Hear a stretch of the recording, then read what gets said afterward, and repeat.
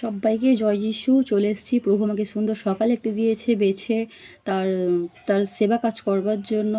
আমার সকল খ্রিস্ট ভাই বোনেরা সবাই কেমন আছো? আশা করছি সবাই ভালো আছো। আমি বাইবেল থেকেই প্রভু কিছু টিচিং দেব। তো এটা আমি কানেক্ট করতে পারছি না, ভুলে গেছি কীরকম কানেক্ট করতে হয়। ইউটিউব থেকে দেখা বা শিখে নেবো। এটা আমি কানেক্ট করতে পারছি না, তো এটা এখন সাইডে থাক। এসো আমরা দেখি স্বামী স্ত্রীর বিষয়ে কিছু শিক্ষা টিচিং, যেটা ঈশ্বর আমাদের দিয়েছেন বাইবেল অনুযায়ী। মার্ক 10:2 পদ থেকে এসো আমরা পড়ি।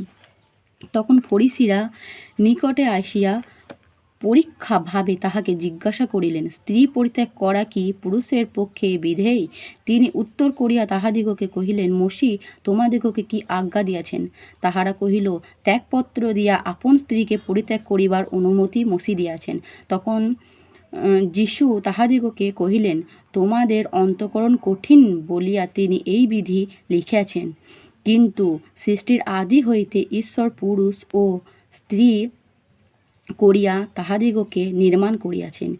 এই কারণ মানুষ্য আপন পিতামাতাকে ত্যাগ করিয়া আপন স্ত্রীতে আসক্ত হইবে, আর সে দুইজন একাঙ্গ হইবে। সুতরাং তারা আর দুই নয়, কিন্তু একাঙ্গ। এতএব ঈশ্বর যাহার যোগ করিয়া দিয়াছেন, মানুষ্য তাহার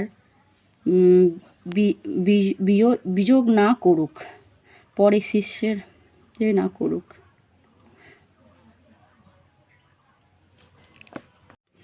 আমার একটু আটকে গিয়েছিল, আমি সেই জন্য ক্যামেরাটা অফ করেছিলাম। তো এসো আমরা ফিরছে 10 থেকে বলি। পরে শিষ্যরা গৃহে আবার সেই বিষয় তাহাকে জিজ্ঞাসা করিলেন। তিনি তাহাদিগকে কহিলেন, যে কেউ আপন স্ত্রীকে পরিত্যাগ করিয়া অন্যকে বিবাহ করে, সে তাহার বিরুদ্ধে ব্যভিচার করে। আর স্ত্রী যদি আপন স্বামীকে পরিত্যাগ করিয়া আর এক জনকে বিবাহ করে, তবে সেও ব্যভিচার করে। তো প্রভু আমাদের এখানে পরিষ্কার বলছে যে প্রভু যাদেরকে এক করেছে, স্বামী স্ত্রী প্রভু যাদেরকে এক করেছে, পৃথিবীতে কেউ তাদেরকে আলাদা না করুক। আদি থেকেই আদম এবং হবা তারা স্বামী স্ত্রী রূপী ছিল। প্রভু আদমের পাঁজর কাটি দিয়ে হবাকে বানিয়েছিল। তার মানে প্রথম থেকেই যারা স্বামী স্ত্রী আছো, প্রভু তাদেরকেই সৃষ্টি করেছে। প্রিয় খ্রিস্ট ভাই বোনেরা, আমি আপনাদেরকে এটাই বলতে চাই, যদি তোমাদের সংসারের মধ্যে ঝগড়া অশান্তি হয়ে থাকে, তবে তোমরা সেটাকে ফাস্টিং অনুযায়ী প্রার্থনা করো, মণ্ডলী থেকে প্রার্থনা নাও, সেই বিষয়ে তোমরা পরিশ্রম করো, আর স্বামী স্ত্রী ফিরসে ঝগড়া অশান্তিকে মিটিয়ে আবার এক হও।